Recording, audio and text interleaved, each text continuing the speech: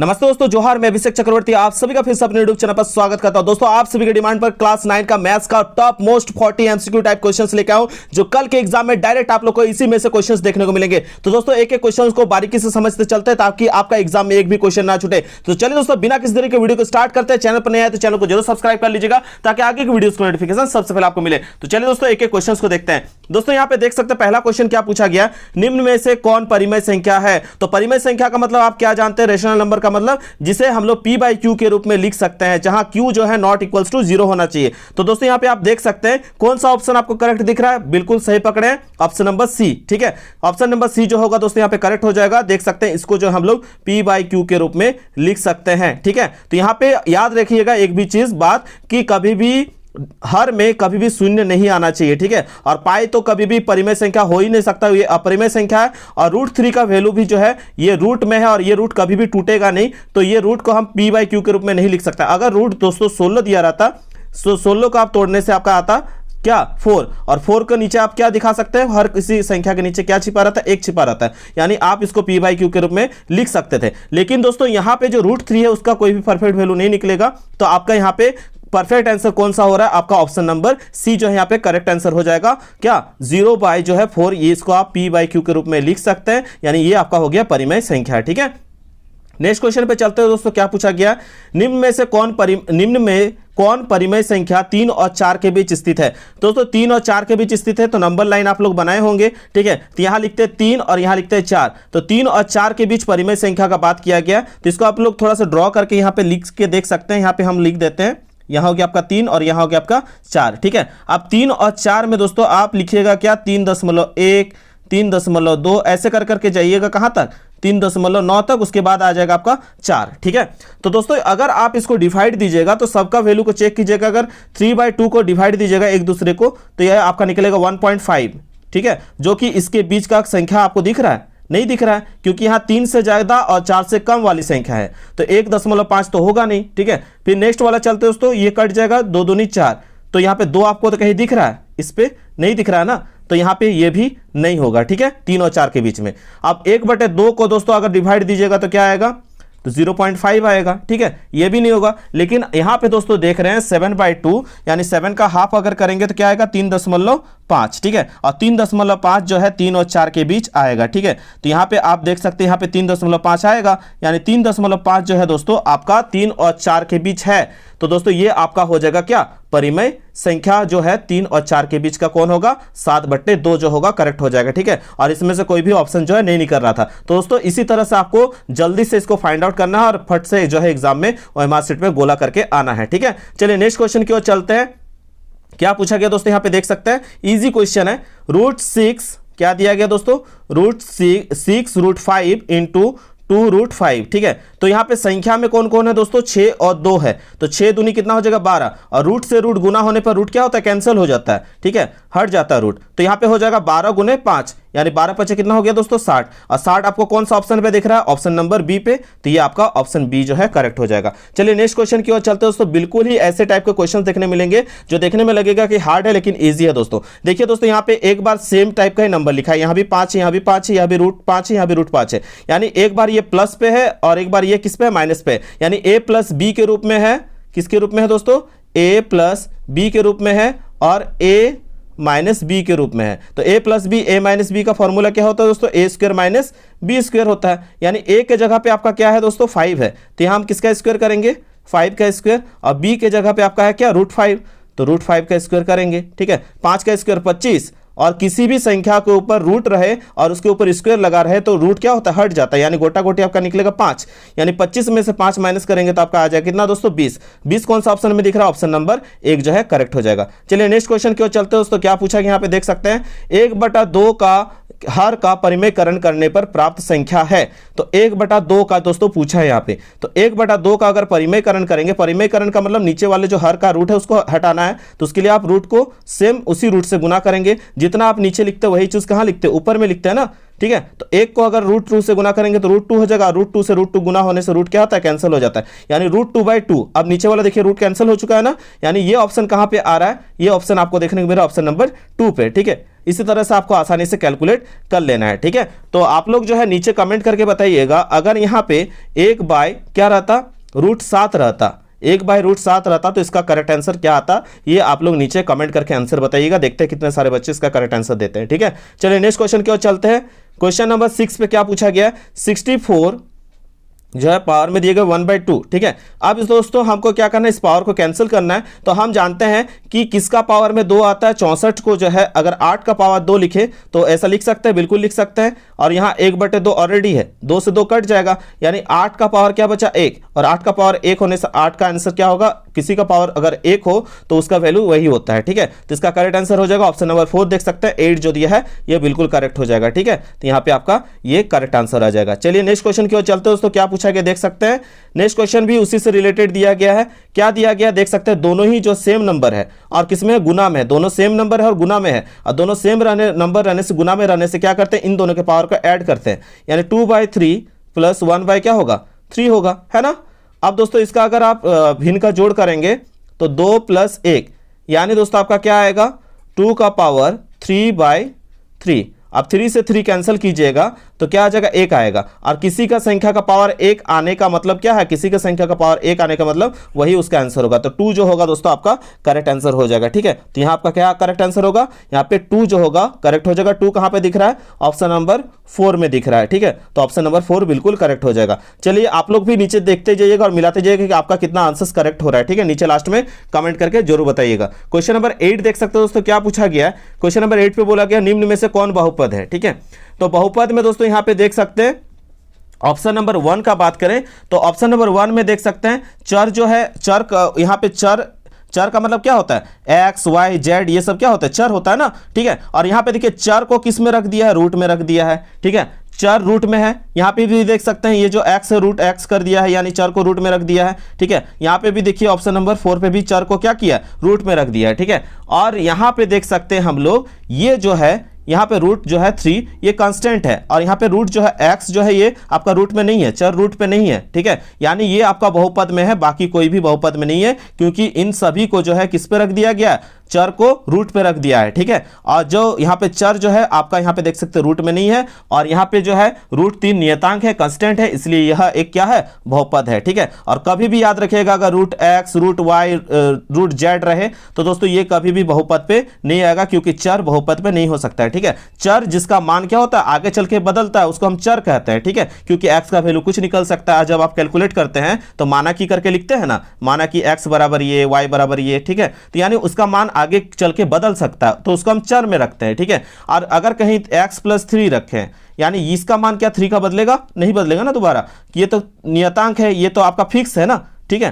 तो ये अचर है, जो संख्या होती है वो अचर होती है, और जो यहाँ पे x, y, z जो हम वैल्यू लेते हैं ये चर होती है, और चर कभी भी रूट पे रहे तो वो कभी भी बहुपद नहीं होगा, याद रखिएगा, ठीक है। तो यहाँ पे आपको पूछा गया था बहुपद कौन है, तो आपका ऑप्शन नंबर यहाँ पे 3 करेक्ट हो जाएगा। चलिए नेक्स्ट क्वेश्चन की ओर चलते हैं दोस्तों, क्या पूछा गया है, बहुत ही इजी क्वेश्चन है।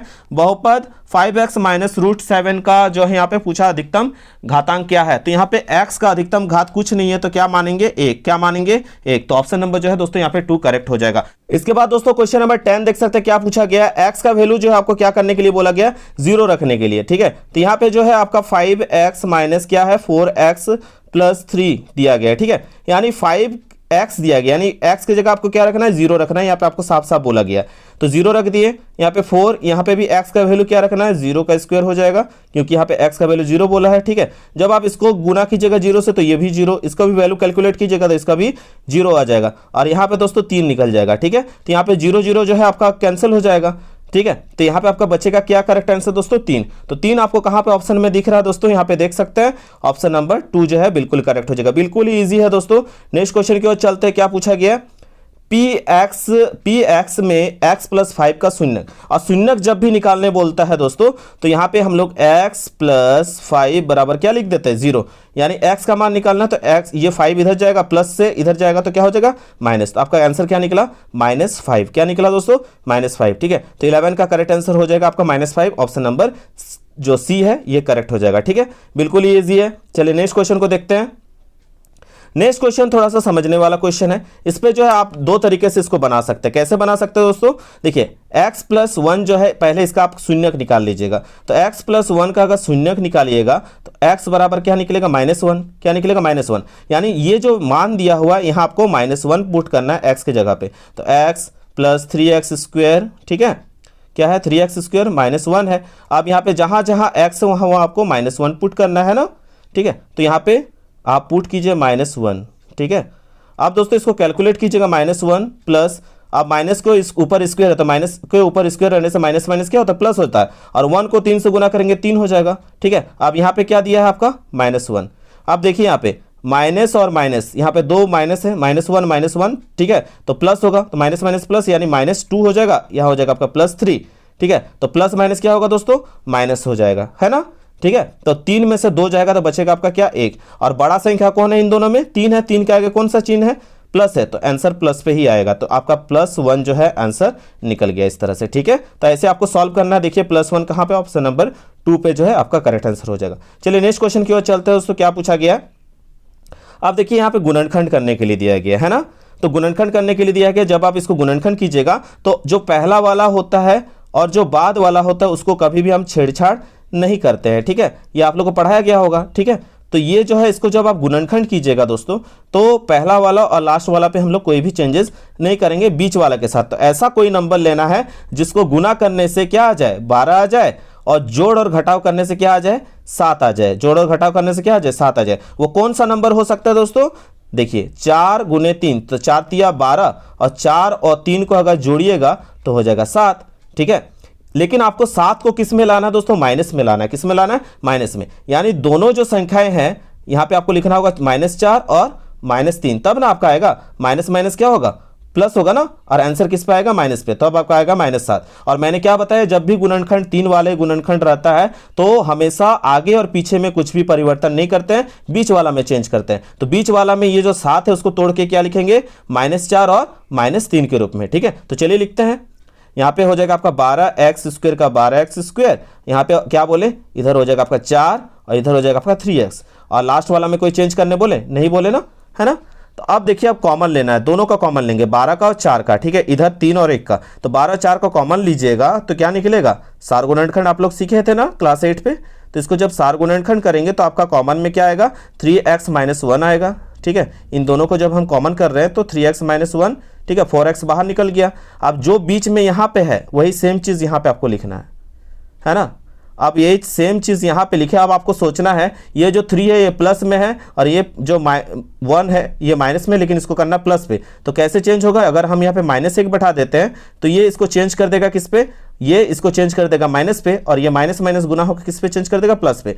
तो आपका ब्रैकेट वाला का दोस्तों इस तरह से आपका गुणनखंड कंप्लीट हो जाता है। ब्रैकेट वाला को पहले लिखते हैं और ब्रैकेट के बाहर वाले को बाद में। ब्रैकेट के बाहर में कौन है, 4x माइनस क्या है आपका 1। तो आपका आंसर क्या निकल गया, 3x - 1 और 4x - 1, ठीक है। तो 3x - 1 और 4x - 1 कहाँ है, ऑप्शन नंबर 1 में है। तो आपका ऑप्शन नंबर 1 करेक्ट हो जाएगा, ठीक है। अगर आप लोग चाहते हैं कि इस पर मैं और अलग से सेपरेट बोर्ड में ही आप लोग को एक वीडियो बना के बता दूं तो आप कमेंट कर दीजिएगा, वो भी मैं जल्द से जल्द, अगर आप लोग का रहा तो मांग, तो उस हिसाब से मैं जल्द से जल्द बना दूंगा, ठीक है।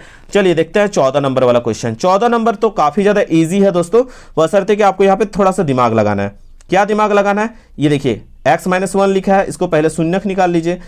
तो क्या होगा, x का वैल्यू क्या हो जाएगा, 1 आ जाएगा। ये माइनस पे है, इधर जाएगा तो प्लस होगा ना, ठीक है। तो यहाँ पे x² प्लस x प्लस क्या k, है ना।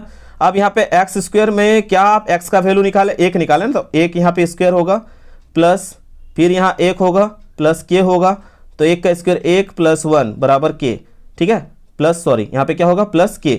तो 1 और 1 जोड़िएगा तो 2 प्लस क्या हो जाएगा, k हो जाएगा, है ना। और फिर इसको शून्यक में तोड़ेंगे तो आपका क्या आ जाएगा, अब 2 को उधर भेजना है ना, 2 प्लस में उधर जाएगा तो -2, क्या निकल जाएगा आपका, -2। यहाँ पे आपका करेक्ट आंसर हो जाएगा। तो आपको चेक करना है -2 कहाँ पे है, ऑप्शन नंबर 4 पे आपका -2 है, ये करेक्ट आंसर हो जाएगा, ठीक है। चलिए नेक्स्ट क्वेश्चन को देख लेते हैं उसी तरह से।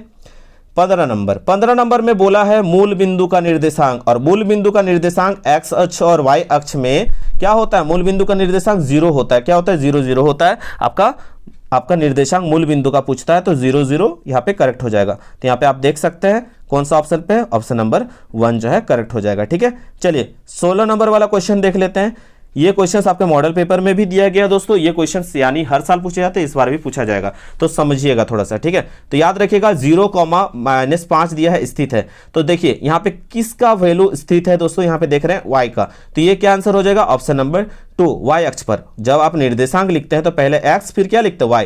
तो यहाँ पे देख सकते हैं ये जो मान है ये किसका है, y अक्ष पर। ठीक है, तो ये आपका हो जाएगा y अक्ष पर जो है यहाँ पे आपका करेक्ट आंसर हो जाएगा। ठीक है, चलिए नेक्स्ट क्वेश्चन को देखते हैं क्या पूछा गया है।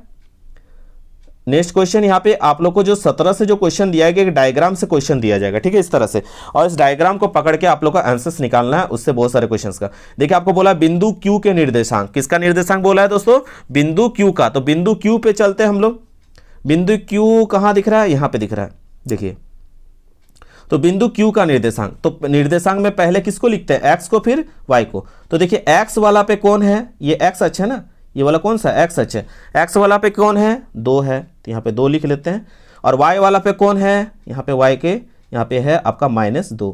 ठीक है, यानी आपका आंसर पता चल गया कि बिंदु जो ये Q है इसका वैल्यू होगा 2,-2। ठीक है, तो इसी तरह से आप लोग को पकड़ना है, आंसर्स निकालते चलना है। ठीक है, तो यहाँ पे आपका कौन सा करेक्ट आंसर हो जाएगा, यहाँ पे 2,-2 ऑप्शन नंबर 1 पे था, तो ये करेक्ट आंसर हो जाएगा। नेक्स्ट क्वेश्चन पे चलते हैं दोस्तों। ये भी फिगर से ही आप लोग को खोजना है। देखिए आपको बोला है -3 खोजो, यानी x में -3 होना चाहिए और y में आपका होना चाहिए 2। ठीक है, तो ये कौन सा बिंदु होगा जहां x का वैल्यू हो -3 और y का वैल्यू आपका 2। क्या बताएं, निर्देशांक में हमेशा पहले x होता है फिर y होता है। तो पकड़िए कहां पे x -3 है और कहां 2 है y। तो दोस्तों यहाँ पे आप देख सकते हैं ये जो आपको दिखाई दे रहा है दोस्तों बिंदु s वाला, देखिए बिंदु x वाला पे जो है यहाँ पे आपको -3 दिखाई मिल रहा है x अक्ष पे, है ना। ठीक है, और देखिए यहाँ पे y अक्ष का 2, तो -3 और 2 कौन सा बिंदु पे है, S पे है। तो यहाँ पे ऑप्शन जो होगा S वाला करेक्ट हो जाएगा। तो S खोजिए कहाँ है, S यहाँ पे देखने को मिला, देखिए, है ना।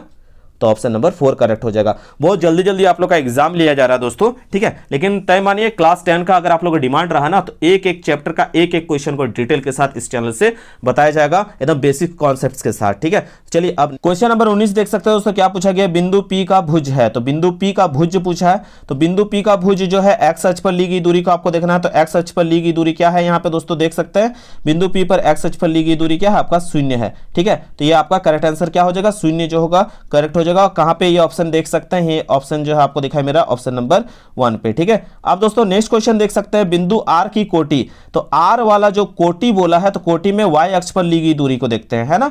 तो y अक्ष पर ली गई दूरी को हम लोग देखते हैं, चलिए कोटि में। ठीक है, तो y अक्ष पर ली गई दूरी, तो y अक्ष पर ली गई दूरी देखिए यहाँ पे अधिकतम दूरी क्या है, y अक्ष पर अधिकतम ली गई दूरी -3। ठीक है, तो -3 जो होगा आपका करेक्ट आंसर हो जाएगा। y अक्ष पर ली गई दूरी -3। ठीक है, R बिंदु R का हम लोगों ने देखा क्या है -3 जो है करेक्ट आंसर हो जाएगा। चलिए नेक्स्ट क्वेश्चन की ओर चलते हैं। क्वेश्चन नंबर 21 पे। 21 पे बोला गया है 2 चर वाले रैखिक समीकरण का मानक रूप। तो देखिए 2 चर वाले रैखिक समीकरण का मानक रूप पूछा गया है। तो इसका रूप कैसा होता है, ax + by + c। तो देखिए यहाँ पे एक चर है x और एक चर है y, ये 2 चर हुए ना। तो यही होता है 2 चर वाले रैखिक समीकरण का फॉर्मेट कैसे होता है, फॉर्मूला ax + by + c = 0। ठीक है, यही इसका मानक रूप होता है। तो ऑप्शन नंबर 2 करेक्ट हो जाएगा। चलिए नेक्स्ट क्वेश्चन की ओर चलते हैं। नेक्स्ट क्वेश्चन में बोला है कि 2x + 3y बराबर क्या लिखने के लिए 8। ठीक है, तो इसमें बोला है इसको आपको जो है ABC का मान पूछा है। तो देखिए ये चर के अलावा जो लिखा हुआ है वैल्यू वो आपका क्या होते हैं, ABC के रूप में होते हैं। तो यहाँ पे 8 जो है यहाँ पे बाहर में दोस्तों, तो इसको C का वैल्यू लाने के लिए पहले अंदर लाना होगा। इसको पहले 2x हो गया, यहाँ 3y हो गया और यहाँ पे होगा बाहर पे क्या रहना चाहिए, 0 रहना चाहिए ना, यानी 8 को यहाँ लाना होगा। तो 8 प्लस पे इधर आएगा तो क्या हो जाएगा -8 बराबर क्या होगा 0। तो a का वैल्यू क्या निकला दोस्तों, a का वैल्यू निकला आपका 2, b का वैल्यू क्या निकला दोस्तों, यहाँ पे देख सकते हैं b का वैल्यू निकला आपका 3 और c का वैल्यू निकला दोस्तों आपका -8। तो 2, 3 और -8 जो है यहाँ पर का करेक्ट आंसर हो जाएगा। तो कौन सा ऑप्शन पे देखने को मिला दोस्तों, ऑप्शन नंबर सी देख सकते हैं, 2, 3 और -8। ठीक है, चलिए नेक्स्ट क्वेश्चन की ओर चलते हैं। क्या पूछा गया यहाँ पे देख सकते हैं, x + y = 7। ठीक है, x + y = दिया गया 7। तो ऐसा सॉल्यूशन देखना है कि दोनों तरफ का LHS बराबर क्या हो जाए, RHS हो जाए। जो ऑप्शन दिया गया उसमें से सबको चेक कर लेंगे, लेकिन अगर आप ऑप्शन नंबर 4 को चेक कीजिएगा तो उस पर आपका करेक्ट आंसर निकल जाएगा। देख लीजिए सॉल्व करके देखते हैं। x के जगह पे क्या बैठाते हैं हम लोग 3 और y के जगह पे क्या बैठाते हैं 4, ठीक है। और यहाँ 7 तो ऑलरेडी है, ठीक है।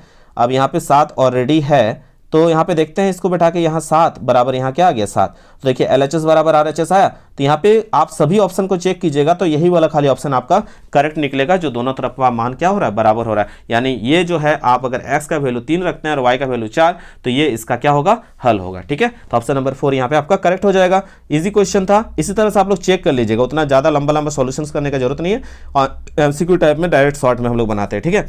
अब यहाँ पे देखिए बोल दिया है x का वैल्यू अगर 4 हो और y का वैल्यू 1 हो तो समीकरण का हल पूछा है, तो इसको भी आसानी से निकाल सकते हैं। तो यहाँ पे देखिए किसी एक को लेकर आप सॉल्व करने का ट्राई कीजिए। तो अगर देखिएगा दोस्तों तो यहाँ पे 2 ऑप्शन जो है आपका करेक्ट आ रहा है, ठीक है। अगर यहाँ पे अगर x के जगह आप 4 बैठाइएगा और यहाँ पे 1 मिनट ऑप्शन नंबर 1 को चेक करते पहले, x बराबर दिया है 4y, x के जगह कितना रखने बोला है 4 और y के जगह रखने बोला है आपको 1, तो y के जगह हम लोग रखते हैं 1, ठीक है। तो 4 बराबर क्या है 4, यानी ये वाला सही है ऑप्शन, ठीक है। LHS बराबर RHS आ रहा है। अब चलिए और एक ऑप्शन है, ऑप्शन नंबर 3 को चेक कीजिए, वो भी आपका सही निकल जाएगा। तो देखिए 2x क्या है, 2x माइनस y बराबर 7। तो यहाँ पे अगर 2 के जगह 2, ठीक है, x का वैल्यू 4 और y का -1, तो यहाँ निकला आपका 7। तो 4 दूनी 8 माइनस 1 बराबर 7, तो यहाँ हो जाएगा 7 बराबर क्या 7, है ना। तो यहाँ पे देखिए ये भी सही आ गया, LHS बराबर RHS, यानी दोनों ही ऑप्शन सही है दोस्तों। तो यहाँ पे डिपेंड करता कि बोर्ड कौन सा आंसर को करेक्ट मानते हैं। अगर इनमें से दोनों में से कोई भी एक अगर आप लगा देते हैं तो दोनों ही आपका करेक्ट होगा, ठीक है। तो ऐसे क्वेश्चंस अगर गड़बड़ होती है तो उसको भी सही करके आइएगा, ऐसा नहीं कि क्वेश्चन गलत दिया हम छोड़ के आ गए मार्क्स मिल जाएगा, ऐसा नहीं होता है। ओएमआर शीट पर नियम है, अगर क्वेश्चन गलत भी है तो आपको जो लगता है सही उसको टिक आउट करके आइए, वो जो है बोर्ड आपको मार्क्स दे देगा, ठीक है उस पर। चलिए 25 नंबर वाला क्वेश्चन देखते हैं। 25 नंबर में बोला निम्न में से 2 चर वाले रैखिक समीकरण है। तो निम्न में से 2 चर वाले रैखिक समीकरण कौन है दोस्तों, यहाँ पे तो देख सकते हैं एक होना चाहिए x और दूसरा होना चाहिए y। कहाँ देखने को मिल रहा है, ये यहाँ पे ना, तो ऑप्शन जो है आपका 2 करेक्ट हो जाएगा। बाकी यहाँ देखिए एक ही चर है x है, यहाँ भी एक ही चर है x है, y है, और यहाँ एक चर क्या है x है, जबकि यहाँ देखिए एक चर x है एक चर y है। तो 2 चर वाला रैखिक समीकरण यहाँ पे आपको ऑप्शन नंबर 2 पे देखने को मिला है, ये 2 जो है करेक्ट हो जाएगा, ठीक है। चलिए नेक्स्ट क्वेश्चन की ओर चलते हैं।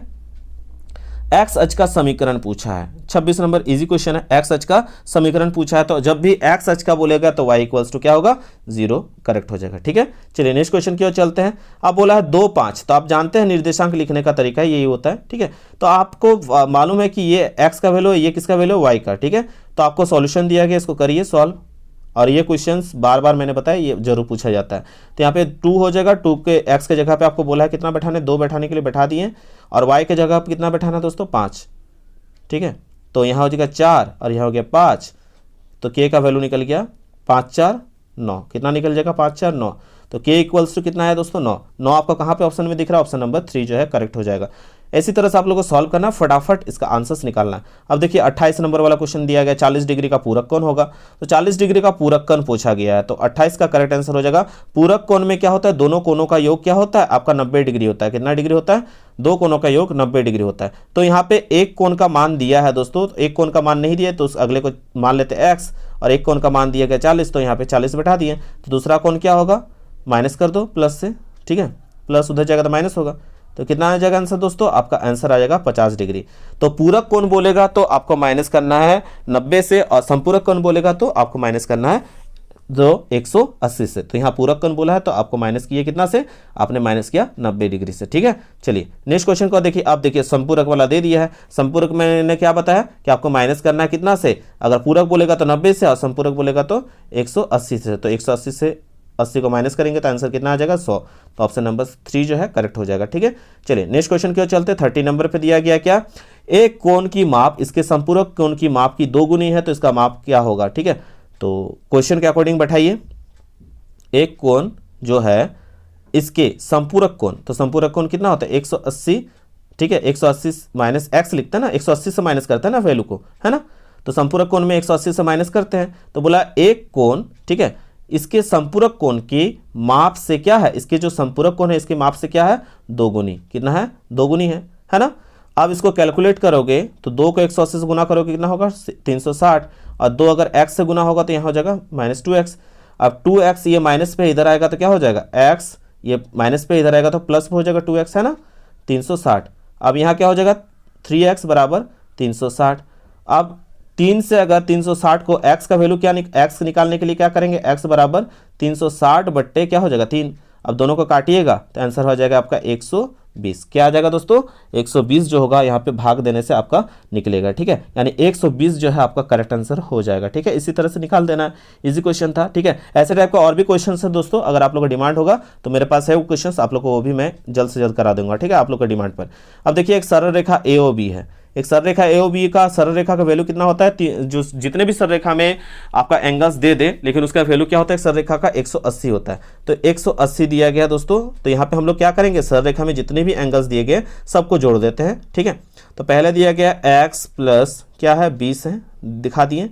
फिर आपका 2x है दोस्तों, फिर आपका है क्या है x है, और सब जो सरल रेखा है उसका कोनों का सभी कोनों का योग कितना होता है, इसका पूरा पूरी जो सरल रेखा का डिग्री होता है कितना होता है 180 होता है। अब इसको कैलकुलेट कीजिए, x 2x और x कितना हो गया दोस्तों 4x, कितना आ जाएगा 4x। ठीक है, और संख्या में कौन है 20 है, बराबर 180 है ना।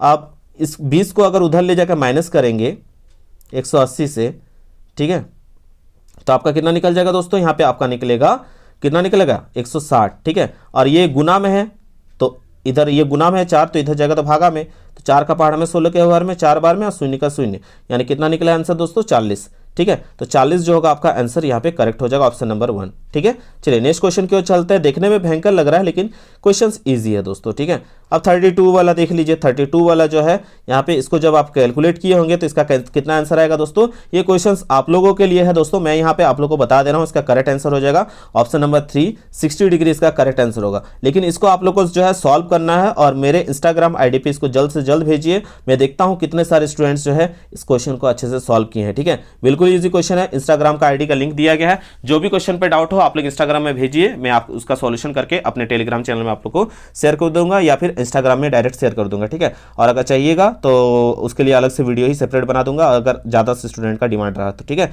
इसका ऑप्शन नंबर 3 करेक्ट होगा, लेकिन इसको आप लोग सॉल्व करके मुझे अभी जो है इंस्टाग्राम में भेजिए।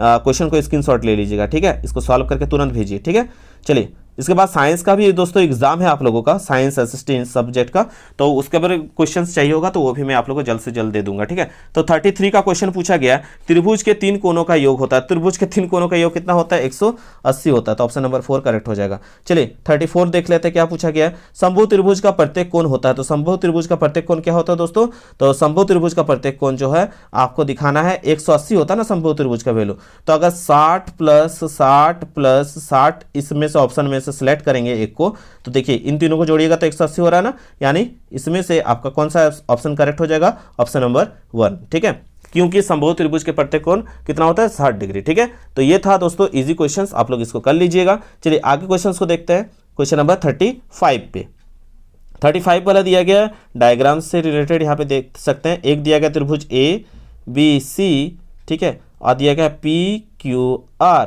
ठीक है, अब यहाँ पे बोला दोनों आपस में सर्वांगसम है। ठीक है, तो दोनों आपस में दोस्तों सर्वांगसम है 35 पे।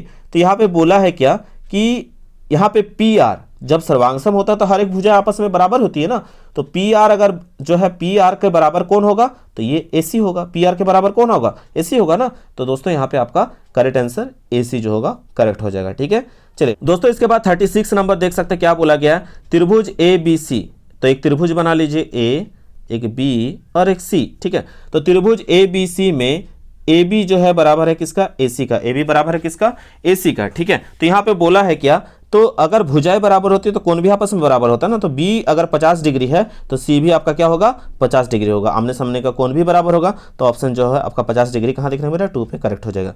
चलिए 37 देख लेते हैं क्या दिया 37 पे। त्रिभुज PQR में एंगल P जो है बराबर एंगल Q का। ठीक है, तो बना लीजिए PQR, तो एंगल P जो है बराबर है एंगल P जो है बराबर है एंगल किसका, Q का। ठीक है, तो आपको बोला है QR बराबर होगा किसका, तो एंगल P बराबर है अगर Q का, तो QR बराबर होगा, ये जो QR है दोस्तों किसका बराबर होगा, इस PR के बराबर होगा। ठीक है, तो ये आपका कौन सा ऑप्शन में देखने को मिल रहा है, तो यहाँ पे QR बराबर होगा किसका, PR कहाँ, ऑप्शन नंबर 3 जो है करेक्ट हो जाएगा। चलिए नेक्स्ट क्वेश्चन देखते हैं। नेक्स्ट क्वेश्चन दिया है आप लोग का थ्योरी बेस्ड क्वेश्चन है। एक त्रिभुज है, एक त्रिभुज का कोण, एक त्रिभुज का एक कोण शेष दो कोणों के योग के बराबर है, तो वो त्रिभुज क्या होगा, तो देखिए एक त्रिभुज का जो कोण है शेष दो कोणों के योग के बराबर है, तो शेष दो कोणों के योग के बराबर होता है उसको हम कहते हैं कौन कौन, समकोण त्रिभुज कहते हैं। देखिए ये 45 है और ये भी अगर 45 है तो इन दोनों का योग के बराबर होगा, तो ये कितना होगा 90 डिग्री होगा, है ना। तो ये कौन सा कौन त्रिभुज कहलाता है, समकोण त्रिभुज कहलाता है। ऑप्शन नंबर 2 करेक्ट हो जाएगा। चलिए नेक्स्ट क्वेश्चन की ओर चलते हैं। 39 नंबर, एकदम दोस्तों ये क्वेश्चन पूछा ही जाएगा आप लोग का, हर साल पूछा जाता है ये क्वेश्चन, ठीक है। जितने क्वेश्चंस बताएं एकदम करके जाइए, बहुत सारे क्वेश्चंस आपको उसी में से देखने को मिलेंगे, ठीक है। और भी जो बचे हुए क्वेश्चंस है वो भी जल्द आप लोग अगर डिमांड कीजिएगा तो वो भी अभी आ जाएगा, ठीक है। बोला गया निम्न में से सर्वांग समता कसौटी है, तो निम्न में से सर्वांग समता कसौटी पूछा है, तो सर्वांग समता कसौटी क्या होता है दोस्तों, तो आप जानते हैं क्या होता है। पहले साइड एंगल साइड होता है ना, साइड एंगल साइड होता है, एंगल साइड एंगल होता है, ठीक है, एंगल साइड एंगल होता है। फिर एक होता है आपका RHS होता है, ठीक है। फिर आपका साइड साइड साइड होता है। तो इसमें से जो है एक ही ऑप्शन आपको करेक्ट दिख रहा है, वो है कौन, ऑप्शन नंबर 2। बाकी भी आप याद रख लीजिएगा ये तीनों को, ठीक है। तो 4 होता है सर्वांग समता कसौटी का नियम, जिसमें आपको सही पकड़ना था, तो ये ऑप्शन करेक्ट था, ऑप्शन नंबर यहाँ पे 2, ठीक है। अब दोस्तों आज की इस वीडियो का लास्ट क्वेश्चन यहाँ पे देख सकते हैं, और अगर आप लोग का डिमांड रहा और आप लोग क्या क्या चैप्टर से क्वेश्चन में फंसते हैं वो नीचे कमेंट कीजिएगा, वो भी मैं बनाऊंगा, और किस सब्जेक्ट में आप लोग को दिक्कत है वो भी बताइएगा, ठीक है। बिल्कुल ही इजी वे में जल्दी जल्दी हम लोग प्रैक्टिस करके अच्छे से बताने का ट्राई करेंगे, और नीचे आप लोग जरूर कमेंट कीजिएगा आपका कितना आंसर्स करेक्ट हुआ, ठीक है।